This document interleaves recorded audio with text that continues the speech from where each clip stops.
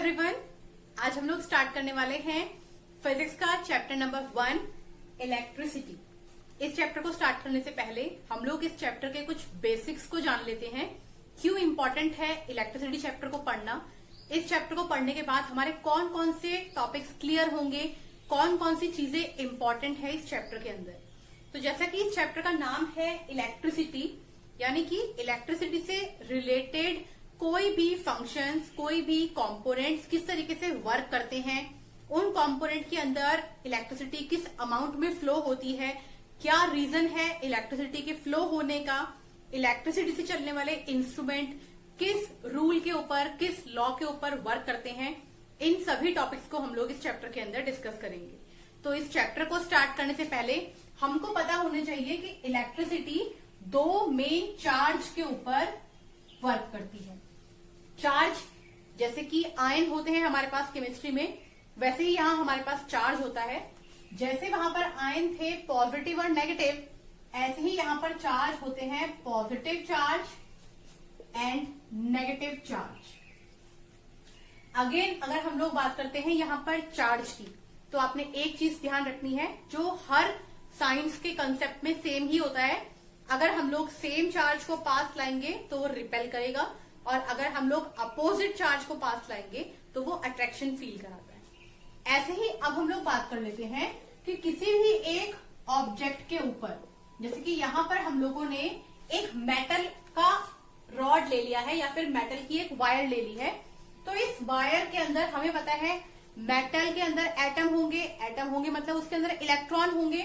तो यहां पर हम लोगों ने इलेक्ट्रॉन्स, किसी भी एक मेटल के अंदर इलेक्ट्रॉन्स किस तरीके से एडजस्ट रहते हैं इसको शो किया है। अब हमारे पास यहाँ टर्मिनल है, ए टर्मिनल से बी टर्मिनल। हमें इलेक्ट्रिसिटी को फ्लो कराना है ए टर्मिनल से बी टर्मिनल तक। तो हम क्या करेंगे, हमने इलेक्ट्रिसिटी को यहाँ फ्लो कराया, ये पहुंची है फर्स्ट इलेक्ट्रॉन के ऊपर, then second, then third, then fourth, fifth, six. तो हम लोग क्या देख रहे हैं कि जो इलेक्ट्रिसिटी है यानी कि जो चार्ज है वो जंप कर रहा है एक इलेक्ट्रॉन से दूसरे इलेक्ट्रॉन पर। तो हम लोग क्या कह सकते हैं कि अगर हमें किसी भी एक ऑब्जेक्ट से इलेक्ट्रिसिटी को फ्लो कराना है तो नंबर 1 रिक्वायरमेंट क्या होना चाहिए, वहां होने चाहिए हमारे पास फ्री इलेक्ट्रॉन, क्योंकि ये फ्री इलेक्ट्रॉन ही रिस्पॉन्सिबल रहेंगे फ्लो ऑफ इलेक्ट्रिसिटी के लिए। तो ये बात थी हमारी इलेक्ट्रिसिटी की। अब हम लोग बात करते हैं एक सर्किट की। सर्किट यानी कि हमारे डेली लाइफ में, हमारे घरों में यूज होने वाले कोई भी इंस्ट्रूमेंट जो इलेक्ट्रिसिटी से मूव करते हैं, क्योंकि उस सर्किट के अंदर बहुत सारे ऐसे पॉइंट रहते हैं जिनसे हम लोग डिस्क्राइब कर सकते हैं कि इलेक्ट्रिसिटी किस तरीके से फ्लो करती है। तो अगर हम लोग बात करते हैं एक सर्किट की, तो अगर हमने सर्किट में सिर्फ एक सिंगल इस टाइप का एक डायग्राम शो किया है, इसको हम लोग बोल देते हैं सेल। जहां पर ये जो बड़ा वाला साइन है ये शो करेगा पॉजिटिव टर्मिनल को, और जो ये छोटा वाला साइन है ये शो करेगा नेगेटिव टर्मिनल को। तो हमने क्या सीखा कि अगर एक सर्किट के अंदर हम लोग एक पॉजिटिव और एक नेगेटिव ऐसे टर्मिनल लगाएंगे तो उसको हम लोग बोलते हैं सेल। लेकिन अगर ऐसा हो कि हम लोगों ने इसके आगे भी और बहुत सारे सेल को जोड़ दिया है तो ये हमको बना के देता है बैटरी। यानी कि अगर किसी बैटरी की हम लोग बात करें तो वो सबमिशन होता है बहुत सारे सेल्स का। अब हमें बात करनी है कि फ्लो ऑफ इलेक्ट्रॉन किस तरफ होगा। तो आपने ध्यान रखना है हमेशा फ्लो ऑफ इलेक्ट्रॉन या फिर इलेक्ट्रिसिटी, क्योंकि इलेक्ट्रॉन के ऊपर मूव करता है, तो फ्लो ऑफ इलेक्ट्रिसिटी हमेशा रहता है पॉजिटिव टर्मिनल से नेगेटिव टर्मिनल की तरफ। मतलब इस सर्किट के अंदर इलेक्ट्रिसिटी कुछ इस तरीके से फ्लो करेगी। अब ये सर्किट जो हम लोगों ने ड्रॉ किया है, इस सर्किट के अंदर कुछ रेजिस्टेंस भी बनाए जाएंगे। रेजिस्टेंस मतलब जिनको रिक्वायरमेंट होगी इलेक्ट्रिसिटी की। फॉर एग्जांपल आपके घर में कोई रूम जिसके अंदर एक बल्ब लगा है तो वहां पर एज अ रेजिस्टेंस वर्क करेगा। पंखा लगा है तो वो एज अ रेजिस्टेंस वर्क करेगा। तो हमने और यहाँ पर एक सिंबल बनाना है रेजिस्टेंस के लिए। ये सिंबल होता है रेजिस्टेंस का। और अगर हम लोग बात करते हैं यूनिट की, तो रेजिस्टेंस की यूनिट होती है ओम, जिसका सिंबल कुछ इस तरीके से लिखा जाता है। अब यहाँ पर इस सर्किट के अंदर कुछ इंस्ट्रूमेंट भी लगाए जाते हैं जो मेजर करते हैं इस सर्किट के अंदर करंट कितना अमाउंट में फ्लो हो रहा है और पोटेंशियल डिफरेंस कितना है एक टर्मिनल से दूसरे टर्मिनल का।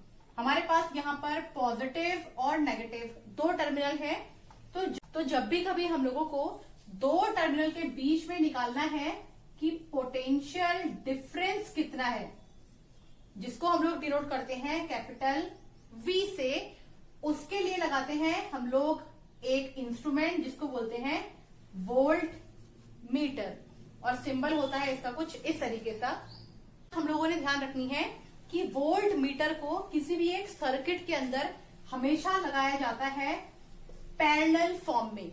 ध्यान रखना है, पोटेंशियल डिफरेंस को मेजरमेंट करने के लिए सर्किट के अंदर हम लोग यूज करते हैं वोल्ट मीटर का। वोल्ट मीटर का सिंबल कुछ इस तरीके से बनाया जाता है और ये हमेशा पैरेलल लगाया जाता है किसी भी एक सर्किट के अंदर। वहीं अगर हम लोग बात करते हैं कि फ्लो ऑफ इलेक्ट्रॉन, यानी कि इलेक्ट्रिसिटी जो है उसका जो फ्लो हुआ है इलेक्ट्रॉन से, उसको मेजरमेंट कौन करेगा? तो अगर हमें मेजरमेंट करना है करंट का तो वहां पर हम लोग लगाते हैं एक एमीटर।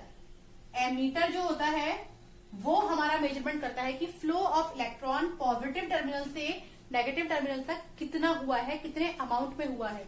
एमीटर का सिंबल कुछ इस तरीके से रहेगा, ये फाइंड आउट करेगा करंट को, और ये हमेशा लगाया जाएगा सीरीज मेथड में। तो ध्यान रखना है, वोल्ट मीटर लगाया जाएगा पैरेलल मेथड में और एमीटर लगाया जाएगा हमेशा सीरीज मेथड में। तो ये तो हम लोगों ने ड्रॉ किया है कि एक सर्किट किस तरीके से बनता है। अब हम लोग यहाँ पर बात करेंगे कि इस सर्किट के अंदर जो हम लोगों ने वोल्ट मीटर और एमीटर लगाया है वो जिनका मेजरमेंट करते हैं उनके फॉर्मूले क्या होते हैं। तो अगर हम लोग सबसे पहले बात करते हैं पोटेंशियल डिफरेंस की, तो पोटेंशियल डिफरेंस जिसका सिंबल होता है capital V, capital V is equal to होता है W अपॉन Q। यहां पर अगर हम लोग बात करते हैं V की, जो कि होता है पोटेंशियल डिफरेंस, अगर बात करते हैं W की, ये रहता है वर्क, और आपने यहाँ एक चीज को और ध्यान रखना है, ये इक्वल्स टू भी रहेगा एनर्जी के, क्योंकि W इज इक्वल्स टू रहता है E। तो अगर इन फ्यूचर कभी क्वेश्चन में एनर्जी भी पूछी जाएगी तो उसको भी हम लोग इसी फॉर्म में लिखेंगे। अगर हम लोग बात करते हैं Q की, तो ये रहता है हमारा चार्ज ऑन इलेक्ट्रॉन। अगर हम लोग बात करते हैं इनकी वैल्यूज कितनी होती है, पोटेंशियल डिफरेंस की यूनिट जो रहेगी वो रहती है वोल्ट, सिंबल होता है कैपिटल V। हमने बोला है W की जगह पर वर्क या फिर एनर्जी जो भी होगा वो यूज किया जाएगा।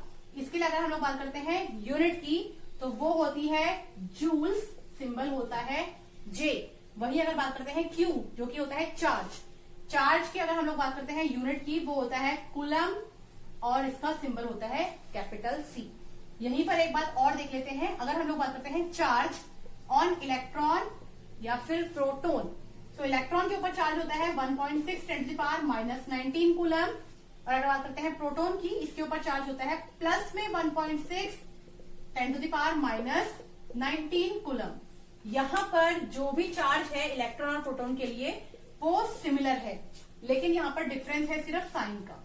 इलेक्ट्रॉन पे नेगेटिव क्योंकि इलेक्ट्रॉन पे खुद चार्ज नेगेटिव होता है, प्रोटोन पे पॉजिटिव क्योंकि प्रोटोन पे खुद चार्ज पॉजिटिव होता है। इन दोनों ही चार्ज को हम लोग जब न्यूमेरिकल सॉल्व करेंगे तब वहां पर यूज नहीं करेंगे। तो ये था हमारा फॉर्मूला पोटेंशियल डिफरेंस का, जहां से हमारे पास बोर्ड एग्जाम्स में क्वेश्चन आता है डिफाइन 1 वोल्ट। 1 वोल्ट को हम लोग किस तरीके से डिफाइन कर सकते हैं, इसके ऊपर न्यूमेरिकल या फिर क्वेश्चन आ जाते हैं थ्योरी में, तो हम लोग लिख सकते हैं कि V इज इक्वल टू है W अपॉन Q। तो यहां से हम लोगों ने क्या निकाला कि 1 वोल्ट इज इक्वल टू होगा 1 जूल्स डिवाइड बाय 1 कूलम। तो हम लोग क्या कह सकते हैं, किसी भी एक ऑब्जेक्ट के अंदर अगर हम लोग 1 कूलम चार्ज को फ्लो करा रहे हैं और वहां से वर्क हो रहा है 1 जूल, या फिर वहां पर एनर्जी रिलीज हो रही है 1 जूल, तो इन दोनों को ही हम लोग इक्विवेलेंट मानते हैं 1 वोल्ट के। तो इस तरीके से निकालते हैं हम लोग डेफिनेशन ऑफ 1 वोल्ट, जो कि बोर्ड एग्जाम्स में बहुत बार पूछी जाती है। अब हम लोग बात कर लेते हैं एमीटर की, क्योंकि हम लोगों ने कहा था कि एमीटर जो है वो मेजरमेंट करता है करंट का, इलेक्ट्रिक करंट का, जिसका सिंबल होता है आई। अगर बात करते हैं फॉर्मूले की तो आई इज इक्वल टू होता है क्यू अपॉन स्मॉल टी। और अगर बात करते हैं आई की तो ये हो जाएगा करंट, करंट की यूनिट जो रहती है वो रहती है एम्पियर। और अगर बात करेंगे सिंबल की तो इसको ए एमपी या फिर कभी कभी कैपिटल ए से भी डिनोट कर देते हैं। अगर बात करते हैं क्यू की तो ये होता है अगेन चार्ज, हम लोगों ने पढ़ लिया है, चार्ज की यूनिट होती है कूलम, सिंबल होता है कैपिटल सी। यहाँ पर बात करते हैं स्मॉल टी, ये हो जाएगा हमारा टाइम, और टाइम की यूनिट जो क्वेश्चन में है उसके अकॉर्डिंग ली जाती है, अदरवाइज जनरली हम लोग टाइम की यूनिट लेके चलते हैं सेकंड। और अगर बात करते हैं करंट की तो हमने पढ़ा कि करंट को हम लोग किससे मेजरमेंट करते हैं, एमीटर से, एमीटर लगाया जाता है हमेशा। तो ये था हमारा फॉर्मूला करंट का। अब यहां पर एक क्वेश्चन उठता है कि वो हम लोगों को बोलेंगे डिफाइन 1 एम्पियर, 1 एम्पियर की डेफिनेशन को डिफाइन कीजिए। जैसे हम लोगों ने पोटेंशियल डिफरेंस के लिए 1 वोल्ट को डिफाइन किया, बिल्कुल ऐसे ही 1 एम्पियर को डिफाइन करेंगे।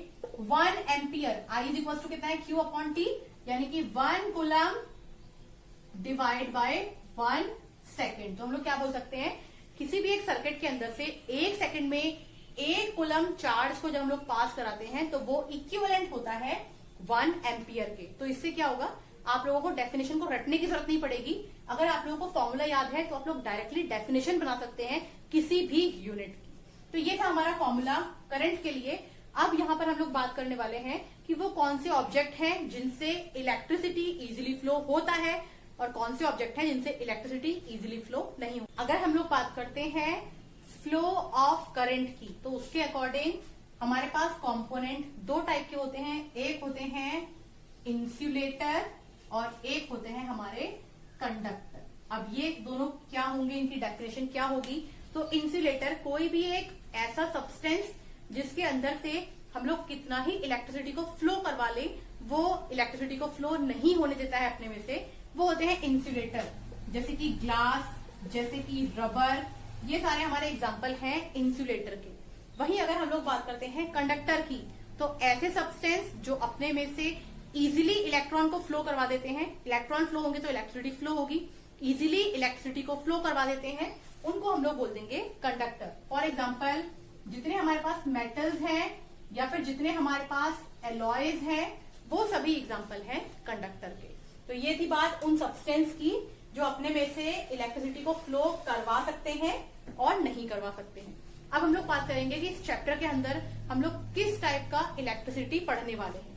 अगर हम लोग बात करते हैं टाइप्स ऑफ इलेक्ट्रिसिटी की, यहां पर हम लोग 2 टाइप के इलेक्ट्रिसिटी को पढ़ने वाले हैं, जिसमें नंबर 1 हमारे पास रहेगा स्टैटिस्टिक इलेक्ट्रिसिटी और दूसरा रहेगा हमारे पास करंट इलेक्ट्रिसिटी। अगर हम लोग बात करते हैं स्टैटिक करंट क्या होता है, स्टैटिक करंट होता क्या है, तो जैसे फॉर एग्जांपल हमने एक ग्लास का रॉड लिया है और एक सिल्क का कपड़ा लिया है। ग्लास रॉड को अगर हम लोग सिल्क के कपड़े पर बहुत बार रब करेंगे तो हम लोग धीरे धीरे देखेंगे कि वो ग्लास रॉड उस कपड़े को अपनी तरफ अट्रैक्ट कर रहा है। वो एक पार्शियल टाइप का करंट है। वो पार्शियल टाइप का करंट थोड़े टाइम रहने के बाद फिर खत्म हो जाएगा। तो हम लोग क्या कह सकते हैं, वहां पर इलेक्ट्रिसिटी मूव नहीं करती है। तो आपने ध्यान रखना है, डू नॉट मूव इलेक्ट्रिसिटी। तो अगर यहाँ पर ऐसा होता है तो उसको हम लोग बोलते हैं स्टैटिक करंट। वही अगर हम लोग बात करते हैं करंट इलेक्ट्रिसिटी की, तो जो हमारे घरों में यूज होती है वायर्स जिनसे इजीली इलेक्ट्रॉन फ्लो होते हैं, करंट फ्लो होता है, हमारे पास पंखा चल रहा है, लाइट चल रही है, तो ये सारे फ्लो कंटिन्यूस फॉर्म में मूव करते हैं। तो हम लोग क्या बोल सकते हैं, इजिली मूव इलेक्ट्रिसिटी। तो ये हमारे टाइप होते हैं करंट इलेक्ट्रिसिटी के। और इस चैप्टर के अंदर हम लोग आगे जाके पढ़ेंगे करंट इलेक्ट्रिसिटी को।